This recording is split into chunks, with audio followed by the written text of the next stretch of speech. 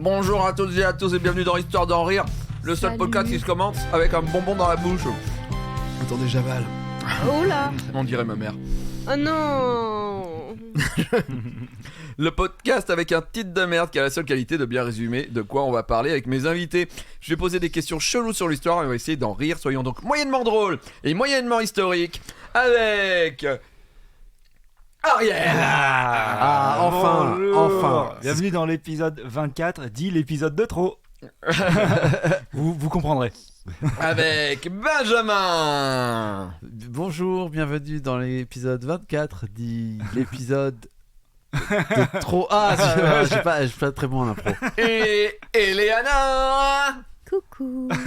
Dis que bien que on est bienvenue dans l'épisode 24. Bienvenue dans l'épisode de trop parce que en fait ils veulent pas dire mais ils ont pas fait de chroniques les deux et c'est pour ça que c'est pour ça que c'est l'épisode de trop. Non, je vais faire une chronique d'impro. Non, mais en total impro. Vous comprendrez quand ça sortira. Ah d'accord. Ça aurait fait le bad buzz. Sachez qu'on est extrêmement drôle, du coup on mérite nos 5 étoiles.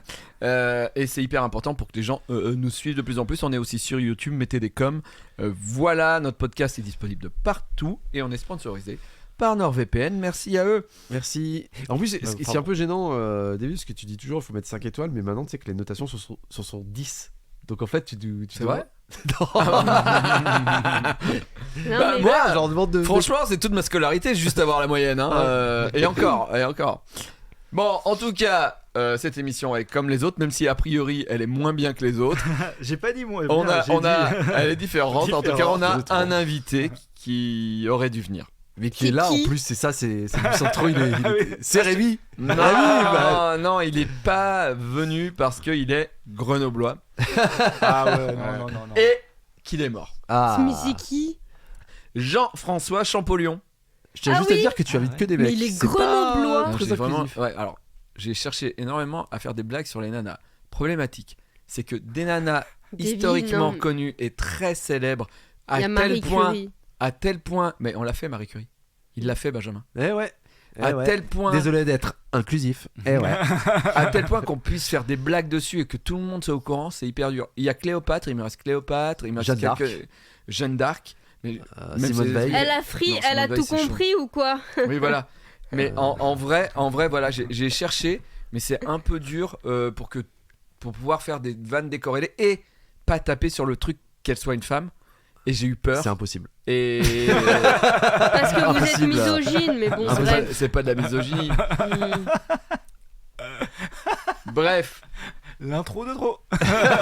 Jean-François Champollion. Mais je savais pas qu'il était grenoblois Il là. est ou- grenoblois. Ouais, c'est vrai. Ah ouais, il est pas Ouais. anglais. Et non. Allez, les verts. Mais ça c'est Saint-Étienne. C'est Ah la- merde. Oups. La pierre de Rosette est en Angleterre. Ouais, je mais l'ai vu. Enfin, pas- je crois. Pas Champollion. Ok.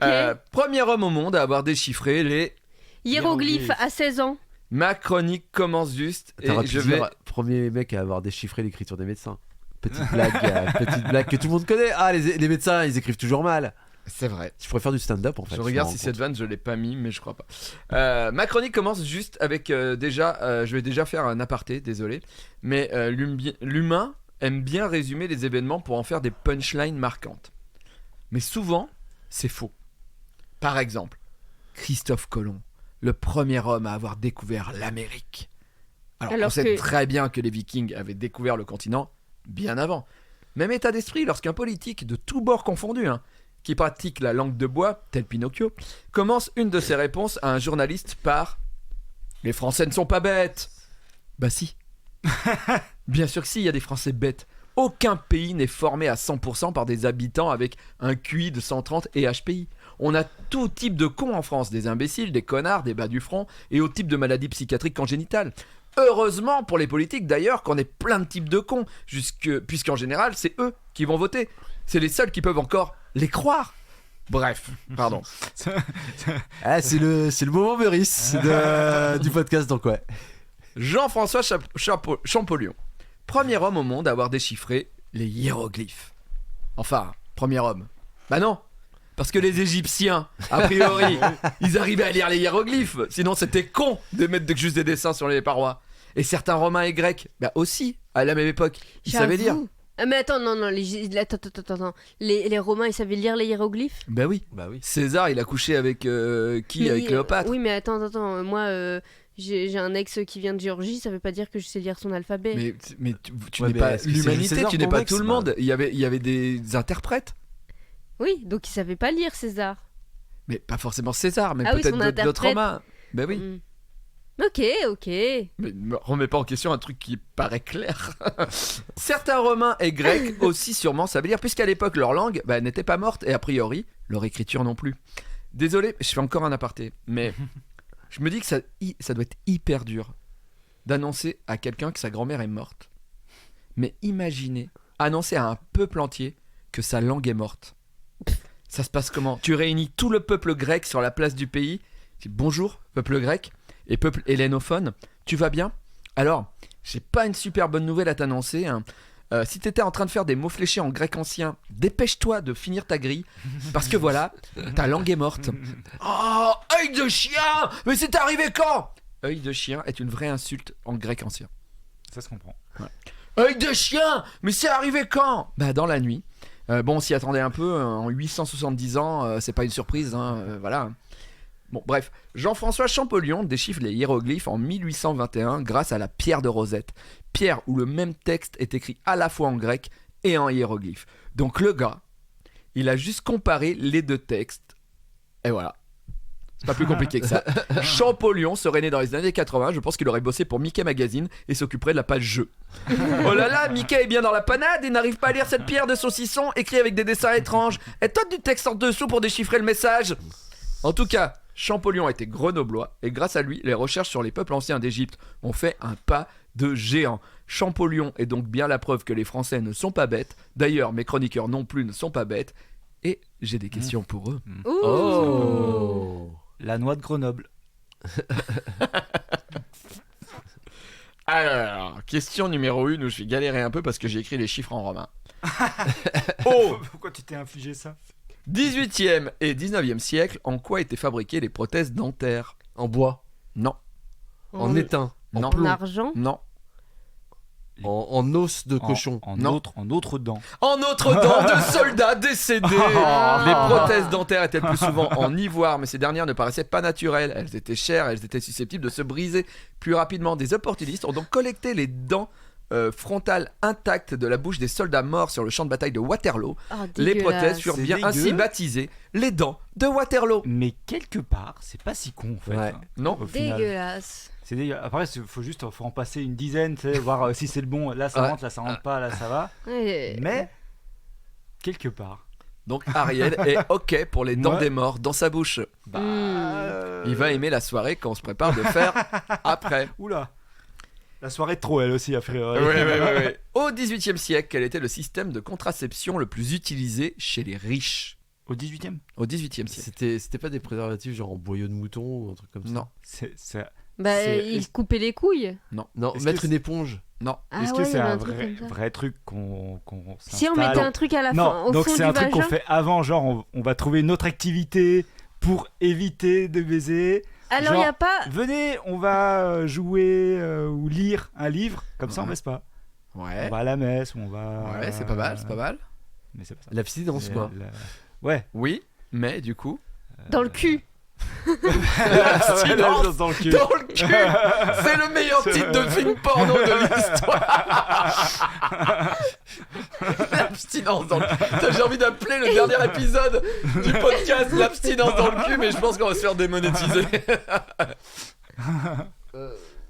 L'abstinence. Mais du coup, on est à la maison. Ouais. On est un couple riche du XVIIIe siècle. Ouais. On décide donc de plus avoir d'enfants et On donc de faire mais- l'abstinence. Donc on va à l'opéra. Non. Ils Ouais, font pas on dans fait un une gant salle de de toilette. masturbation. Non, hein? Dans un gant de toilette. Non. Il n'y a pas de rapport. C'est Ouais, ouais, l'abstinence, Eleanor. Abstinence, pas de rapport sexuel. Quelle activité ils trouvaient? Et tout le monde faisait ça en général. Pour Oui, les gens dire, faisaient ça. On est à la maison. Est-ce que On reste à la maison. ouais. Est-ce que ça les dégoûtait un peu du coup? Ou alors Ah non, pas vraiment du tout. ça les... Pas du tout. D'accord. Mais ça les Juste, excitait ou Non, ça leur faisait Non, penser à autre chose. Mais quoi. non, Les c'est mots croisés l'abstinence. Oui, mais t'es riche. Pourquoi je dis les riches? Parce que les riches avaient. On comptait son argent. Non. Quand tu comptes et puis comme ça. Les tu riches passes avaient un peu, possibilité de vivre dans des lieux quand même Bah, plus tu grands. t'isolais de l'autre. Et donc, tu faisais Chambre à part. chambre à part. On a inventé le fait de faire chambre à part pour éviter d'avoir des enfants chez les riches. D'accord.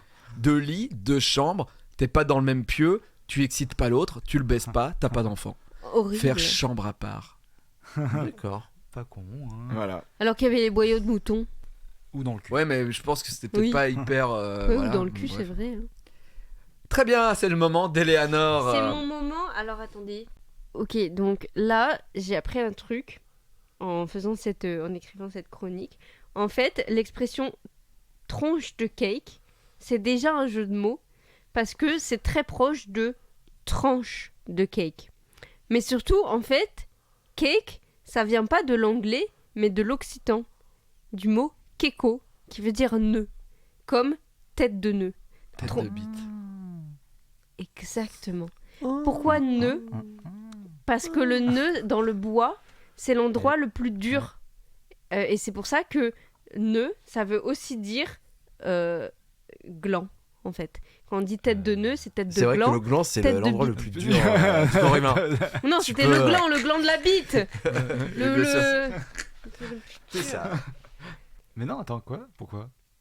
Parce que dans le bois, l'endroit le plus dur. Donc dur. Mais le Arrête. gland. De masturber l'homme invisible quand tu lui parles comme ça. Donc par comprends pas. par extension. Glissement sémantique. Et voilà, par extension, comme c'est l'endroit le plus dur, le nœud du bois, c'est devenu la bite, parce que la bite, elle est dure. Oui. Ah. Donc, tête de bite, c'est tranche de cake. Oui, Putain. voilà. Et moi j'ai conclu cette chronique en disant et dire que j'adorais ce Pokémon.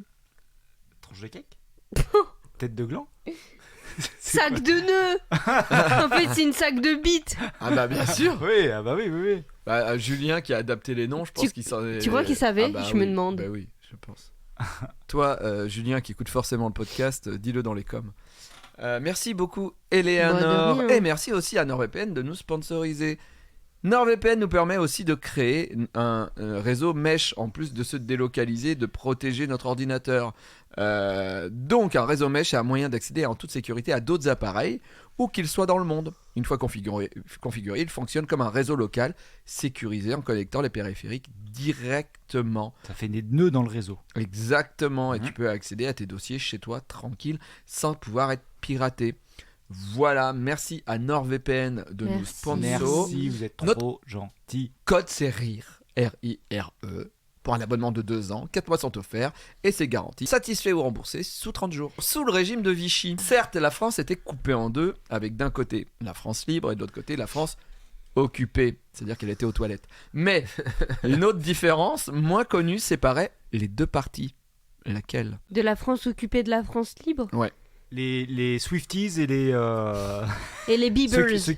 Voilà. Non. Ah mince. Bah, d'un côté, il y avait des collabos et de l'autre, non. Je sais pas. Bah, c'était pas si clair, je pense. Ouais. Ils parlaient pas la même langue ? Non, mais c'est un truc quand même qui impactait beaucoup les gens. Les unités de Ah, mesure ? Non, La monnaie ? Est-ce qu'ils utilisaient la même monnaie ? non, mais effectivement, on est plus dans ce type de recherche. Alors la monnaie, j'avoue, je vais pas chercher peut-être. On mangeait ouais. pas la même chose. Bah, Il y avait pas les mêmes radios. Il y avait des deux côtés, je crois qu'il y avait pas beaucoup à manger.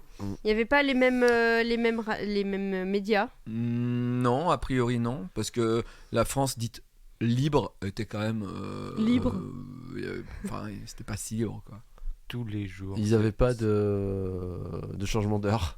Exactement, exactement. Je voulais faire une Bravo blague, Benjamin. Sous le régime de Vichy, la zone occupée n'était pas à la même heure que la zone libre. Ils Mais avaient pris non. l'heure des Allemands. Ah ouais. D'accord. Ah, et bravo. T'as fait une vanne qui était la vérité. Ah, c'est un peu ça. Bah ouais, mais c'est peut-être ça l'humour. C'est Ouais. finalement, c'est dire une blague, mais en même temps dire la vérité. Et c'est Exactement. très très beau. Allez, avec qui Marie-Antoinette arrive-t-elle en France d'Autriche ? On lui dit tu viens, tu vas épouser un roi de France. Sa Elle dit tante ok, mais je viendrai pas sans. Mon sa, mari. sa cousine non, Sa cousine Non. Sans genre son perroquet. Son- ou Non. sa tante non. Écoutez, je crois que je le sais parce que c'est dans Le Roi Soleil. Et Attends, Marie-Antoinette, non, c'est Louis XVI, ça. Ok, c'est avec pas dans un le humain roi. C'est pas dans Ouais. le roi Soleil. C'est quoi Avec son Un humain, esclave, comment son nain. Non. J'y suis Quelqu'un de sa presque. famille Hein? Quelqu'un de sa famille Non. Non. Son donc, âne. Quelqu'un qui s'occupe en particulier de quelque chose. Oui, on cherche un corps genre de son- métier. Son coiffeur. Ouais. Son son tailleur. maquilleuse. Non. Bah, sa Son bonne, esthéticienne. Non. C'est la fabricante de robes. sa Non, coiffeuse, sa Non. Sa perruquière, boulangère. Non. Non. Ah, on se rapproche. Sa Non. pâtissière. Non, Ah. on se rapproche. sa petite fourrière. Non. Quoi C'est quoi ça Qui fait Sa ceux qui boulangère. font le petit four. Ceux qui font les petits fours. Non, non, on est sur de la nourriture. Son traiteur. Non, Enfin, sa traiteur. Quelqu'un Plus qui. précis. Boucher. non. Son Marie-Antoinette, pâtissier. elle vient quoi d'Allemagne Autriche. Non, Autriche. Quelqu'un qui fait des croissants. Son barista. Sa barista. Attends, non, Non. non, Fabricant de bière. non. Chocolatier. Son maître chocolatier. Oh, bah, Elle a dit oh, ok c'est je pas viens vrai. mais lui il fait les meilleurs Ah chocolats ouais. donc le mec il a dû délocaliser sa famille Oui, pour faire tout du quitter. chocolat en France. Mais c'est pas elle qui a amené le chocolat en France Mais si, d'ailleurs. si, du coup après la mode est machinée. C'est un gars qui a fait ah putain. Ah, pourquoi je suis si chier, voilà. C'est ton moment Ariel. Attendez qui a eu le point du coup? Bah, c'est moi. Oui oui Eleanor. Oui ça va c'est bon. Oh, C'est noté. j'ai 2 points, non? Oui oui, oui t'as 2 points Je les suis autres première. J'ai une petite question folklore et mythologie bestiaire français. Aldahu. Ah. Du jeu Non. dedans. Pas celle-là. Non, c'est deux autres créatures que je vais vous demander ce qu'elles font. Donc, que sont et que font le bigorne et le chiche-face? Bigorne c'est breton ça à tous les coups. Non. Il a une grosse corne. Alors, j'ai répondu en fait à la question qui sont, je suis con, et que font, qui sont le bigorne et le chiche-face. J'ai pas compris. Le chiche-face, c'est pas le truc où les mecs qui prennent de la drogue dans leur voiture, ils vont super vite. Ah le go fast. Ah, le go-face, ouais, c'est pas la même chose. Ça pouvait être créature. Attends, est-ce Alors- que le bicorne, ça serait pas un truc dans l'eau qui attire Non. les marins ou un truc comme ça? Non, alors les deux, c'est des animaux fantastiques du folklore en Anjou, en Normandie et en Auvergne. On s'en fiche un peu. Pour ça, mais, ça me dit un truc. Mais, ouais. Parce que t'es forte en Normandie. Mais en Auvergne. oui. C'est pas genre des représentations de la mort, un truc comme ça, non? Non, C'est dans les non, champs, c'est des monstres qui viennent. à la mer, c'est- lié à la mer, Non, pas la mer, liés aux personnes. Liés à la mort. au mari et à la femme, en fait. Ah, quand tu trompes ta femme. Non. Ah, t'as. c'est- Avoir les cornes, avoir le bicorne. Eh ben non, pas T'es du cocu. tout. Non. Mais c'est tellement. C'est hyper pernicieux, quoi. Bon, je vous le dis. Oui. Sinon, on va y passer des heures et ce sera l'épisode de trop. Le chiche-face, qui signifie vilaine mine, est un animal fantastique qu'on prétendait toujours prêt à dévorer les femmes lorsqu'elles avaient le tort de ne pas contredire leur mari. Elle Le devait, tort Voilà, de ne de pas pas contredire. elle leur devait mari. contredire leur mari. Voilà, là où il retourne le truc, c'est que ce monstre le chiche-face était un animal fabuleux du genre loup-garou, animal qui se nourrissait exclusivement des femmes qui étaient bonnes et sages, d'où sa maigreur, car il ne devait point faire de fréquents ni de copieux repas. Putain, c'est super. Ouais, Comme d'hab. voilà. Et le bigorne, au contraire, qui avait l'apparence d'un tigre, était repu, gros et gras, car il mangeait les hommes tyrannisés par leurs femmes. Attends, est-ce que c'est plus de l'ancien? C'est quoi? C'est plus de l'ancien qui a fait ouais, parler ouais, quelqu'un, ça ouais, aussi. qui était Il est très venu en énervé. France, il a fait. Ok, Ouais. vous savez quoi? Donc en gros, il fallait que les femmes soient tyranniques avec leur mari. Et au final, oui. Voilà, pour se débarrasser du chiche-face, il fallait faire la fière avec son mari, la prendre à rebours et lui parler orgueilleusement. En effet, elle ne s'en prenait qu'à celle qui parlait sagement. Ainsi, le chiche-face finirait par mourir de faim. Ah. Donc c'est un peu, il y a un peu des deux, quoi. Il y a un Ouais. peu du Le fort caractère. Oui, ouais. c'est ça. C'est de la discorde en Mais fait. tu de sais, couple. Ouais. les Normands, ils sont connus pour dire ni oui ni non, hein, pour faire je sais Ouais. pas. Ah ouais. C'est un peu ça, oui. Ouais. Comme les Japonais. Bah oui, parce qu'ils parlent japonais, ils peuvent pas dire Ah ouais. oui ou non, hein. C'est. Non mais c'est C'est la un- langue, hein. C'est d'autres mots. Ouais. Merci beaucoup, Ariel. Donc, je fais un point. Eleanor, 2 points. Ouais. Benjamin, 1 point. Ariel, 1 point. Qu'est-ce que les chrétiens ariens? Bah, c'est Oh, les... putain, je sais en plus. C'est les blonds blancs aux yeux bleus. Non. A-R-Y-E-N. Bah, c'est les chrétiens. H-A-R-Y-E-N. Ah, c'est autre chose. Qu'est-ce que les chrétiens ariens? C'est pas les premiers chrétiens qui venaient qui venaient de... C'est vieux. Oui, Qui- les tout qui premiers viennent du chrétiens. jardin d'Éden. Non, mais les tout premiers chrétiens qui Jérusalem. viennent du Liban. C'est les chrétiens du Liban. Alors je ne connais pas leur lieu d'origine. C'est les chrétiens originels. C'est des chrétiens mais qui ont une particularité dans leur religion. Ils croient pas en Dieu. Ils peuvent pas manger de porc. Pas, Ah, il croit pas à Jésus. ils croient pas en Jésus, bravo Benjamin. Les chrétiens ariens ne Ok. croient pas en Jésus. Bon, la blague était juste parce qu'il y Ah. avait le mot arien, j'aimais bien. En gros, voilà. c'est que l'Ancien Testament. Quoi, Oui, c'est en ça. fait. En gros, c'est Bah, ça. c'est le judaïsme, ça, non? Aussi, c'est autre chose quoi. En 1849, on pouvait voir écrit sur les murs en Italie Viva Verdi. Pourquoi? Parce que quand ils vont au cinéma, juste avant, il y a la pub du mec qui te dit d'aller à l'opéra. Et tout le temps, il dit qu'il y aura Viva Verdi à la C'est programmation. C'est Alain, comment il s'appelle Tu directeur de l'Opéra de Paris. Ouais, Et il est super passionné, il est Ah, super passionné. ouais, mais quand t'as cette pub, t'as plus envie d'être au cinéma. Ni à l'opéra. Non. Ouais. Ah, Viva Verdi. Ah, les 4 saisons. Vivaldi nous en transporte dans les... Tu le fais super bien. C'était en quelle année? Il serre ses petits poings, il est là. Ah, Oui. oui. 1849. Grâce à la chanteuse Toscani della Cane, Et l'inter- avec sa voix virevoltante. Son intervention exceptionnelle. Ouais, j'ai envie que je vais passer tout le reste Oui, du oui. podcast à faire comme si j'étais Bah, c'est quelqu'un, Verdi? Alors, oui, Verdi c'est quelqu'un, mais du coup, C'est un reformule ta président question. Est-ce qu'il est vivant? Est-ce qu'il était vivant? Est-ce que c'était pour fêter l'élection de quelqu'un ou... Verdi, c'est un flou. compositeur. Verdi est un compositeur de musique célèbre. Ah. Mais ta question Il était... a fait la musique de Drive. Pourquoi vive Verdi? Pourquoi Viva Verdi à partir de 1849? Parce Parce qu'il que était bon. Il y avait des fans. C'était les premiers tags. Non, Non. non. C'était les taxes, c'était dans toute C'est écrit partout dans toute la ville, ouais. C'était écrit partout. Au...